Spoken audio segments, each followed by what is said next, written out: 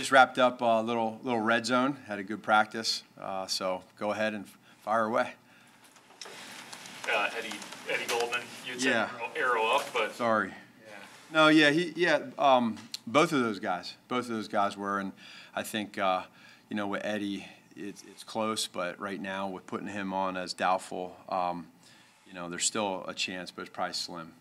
But he's literally gonna be a day-to-day guy. That's not every day. He might have a good day one day, and then he might have a bad day the next day. That's just kind of where he's at. And then with Jason, we feel pretty good with him.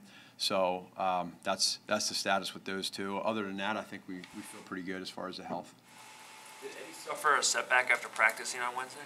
No, I just think for him, it's more of testing it out, just seeing where it's at, and just a feel more than anything. So again, it's one of those ones where it is going to be for us day to day, and this is with the time that we're at right now that we put him at this status, and he could.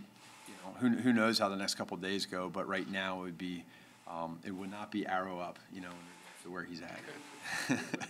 Peters, how certain do you have to be that, at his age and with the, that he came to camp late and everything, all that, how certain do you have to be that he won't aggravate whatever injury he has, you just got to trust in our trainers, trust in JP with where he's at. I thought he had a good week of practice, and so, I think it's more of just a trust thing and making sure that he feels good all week long. And then when we get out there, it was unfortunate what happened last week, but at the same time, he knows how to treat his body, so we feel okay there.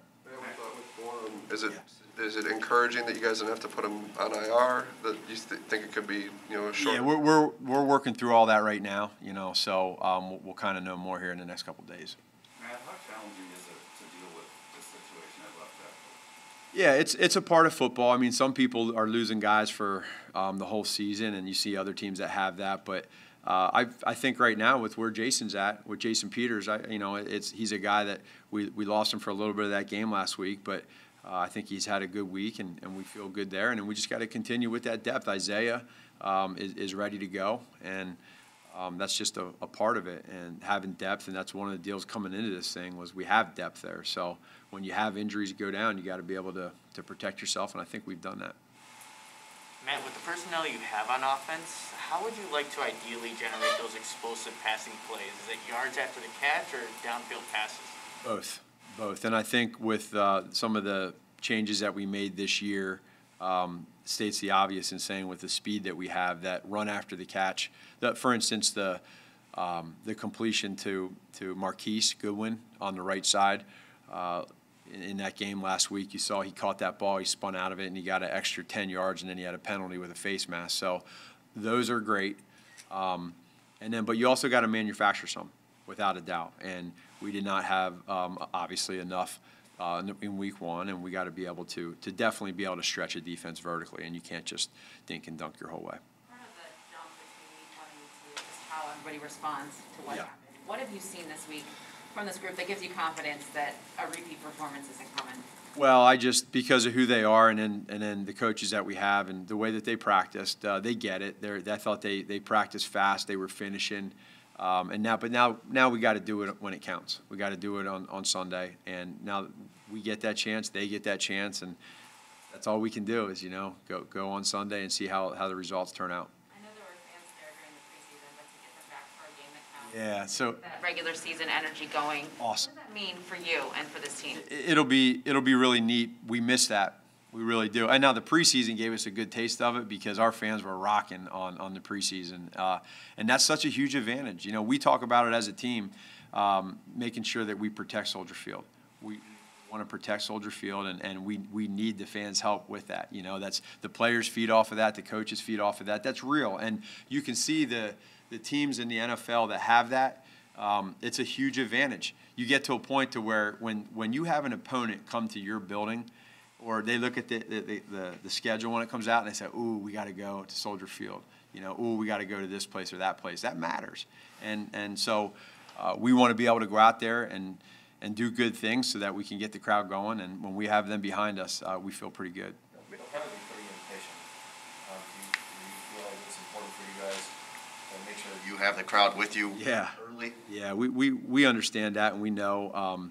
I think that you know, what we've been through here this offseason, since we've drafted Justin, we understand, totally get it. And again, just a reminder that we all want the same thing too. We want him to grow. We want him to continue to do great. So at the same point in time, it's our job as a team and on offense in particular, speaking of Justin, is to produce points. And is there going to be a 3 and out? Probably, right? Is there going to be more than one punt in this game? Probably. But we want to score points because that's what everybody likes to cheer is when you're scoring touchdowns. So we just got to have a plan, be prepared, understand, and go have fun and win the game. In terms of Matt, can you tell us why Simba's questionable on the injury report, even though he never showed up or he never missed practice? Yeah, I just I'm not concerned about it. So I think we're okay. If pretty good with them. Matt, you had I think the fewest penalties of any road team in week 1. How much stock do you put? Is that sometimes the way games are called? Because the Rams only had like 4, but how much stock do you put in as far as your team being disciplined, focused, whatever? So, Mark, we talked about that Saturday night. We emphasized it all training camp about being disciplined. And that's important because that's free yards. And so on the road, it's hard. And really, the thing that probably impressed me the most was some of the motions and shifts that we did last week on the road when it's loud and silent count was that we didn't have the false starts other than the one on 3rd and 1. We didn't have a lot of false starts. There's some teams that you saw had a lot of false starts that are on the road. But that part is good. I don't like the taunting because that's going to be emphasized this year. And the late hit. Those are free yards, and it happened on a touchdown. So those there, we got to make sure. And we talk about it. Hey, this is why we can't have that happen. But for the most part, we were low. Let's keep it there. And that's, to me, that's an important part of the game. It seems like every year we talk about what your offensive personality is. Is it fair to say that what we saw Sunday was more opponent specific than what you want to do? And if so, just you personally, when you got here, it was Santa's sleigh and lit up and all that sort of stuff. I imagine 10 yards and less is not the way your wire is played. I'm not really. I'm with you on that question. I agree with you. I'm not into all that, but we did it, and that's part of what you just said. There was a little bit with that with the Rams and what they do, again, they got that number 99 over there, and you see what happens when you get into passing mode. We're not the only team that happens to, but at the same time, to me, you still, in that point in time, you still want to be able to manufacture sometimes where you can go downtown more. Is Sunday then probably be a better reflection of what your offense will look like during the course of the season than last Sunday was? Is that a scheme question? You're not going to spend all year throwing 10. I know exactly where you're going. We'll see. We'll see. Matt, you talked about getting your swagger. You mentioned on Monday.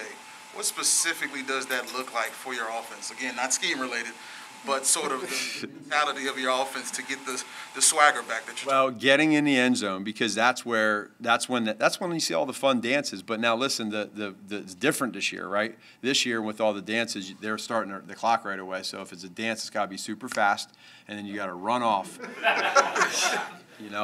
But isn't that real though? Like you look at every team that has fun. When they score touchdowns, the sideline's going crazy, right? If you get a takeaway, like on defense, when you get a takeaway, you get that turnover bucket out there. What's it do? It spices up the offense, right? It's complementary. So that we have those guys. They dance all the time at practice, but we got to do it, on game day, and then that's where it just kind of organically happens. And we just, when it comes down to it, we didn't score enough, and last week, and we didn't stop them enough, and so there wasn't as much of that swag. So when you get that swag, you got to score and you got to hold them. So do the rules sort of dampen you all swag or ability to? No, you can still do it. You can still do it and have fun. It's got to be quicker. So whatever they come up with, be quick, and then we'll go ahead and either go for 2 or kick the extra point.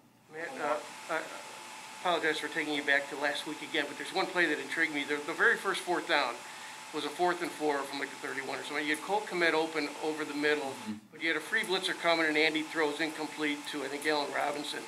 the design looked like just what you wanted. It looked good, but the execution was something was off. How did you analyze that play? What went wrong, and how close are you to being able to use that play again and just tweak it to whatever? Something? Yeah, no, we felt really good with that, and there's some things that go on. There's a lot of stuff that goes on within a play, the communication of the line, the decision of the quarterback, the routes by the wide receivers, et cetera. And sometimes, like you said, when Cole was, they blitzed the left side there, and we had Cole coming, and that's a possibility. But also where Andy went is still a real possibility. And so there's a lot of things that go on in a lot of plays that could happen a lot of different ways. And so we like that. We like where we're at with that. I thought that it's just they made a better play, and we understand that. And those fourth downs, you know, those are critical. We want to be able to execute those. We don't want to be 0 for 4. We want to be better there. But we're gonna still be aggressive when we need to. But every play, I guess to answer your question, is a little bit different. And sometimes when you have a guy popping wide open, that guy, even though you might feel hot, he might be covered by somebody else. So you got to go to your number 1 or number 2. So if you could, what wrecked that play? Was it the blitzer that you didn't expect, or what? I mean, what? No, I think probably just being on the road and there's communication that goes on, and then there's just decision making. So it's a part of football. It is what it is. There's we have plays that we design. These guys make decisions, and then you saw it obviously didn't affect us too much because we went for it on the next fourth down. So you know what I mean. So it's just each their own on those plays, and In terms of Did you have any conversations with Eddie Jackson at all this week? And I'm curious kind of where you're at with him. Obviously, that wasn't the type of opener I'm sure Yeah. he wanted. And he talked to us about owning up that last year wasn't an ideal year for him. I'm just curious kind of where you're at with him. No, Eddie and I have had good conversations, not just this week, but really all offseason, all training camp. He understands that he's one of the leaders on this defense, and he knows, just like Gip knows. They both accepted responsibility for that. They know that it's not going to happen again, and so now all they can do is get here on Sunday and not let it happen again, and play hard and make tackles and do everything you can to be a great defensive player and teammate. So, but we talk, and we had a good talk.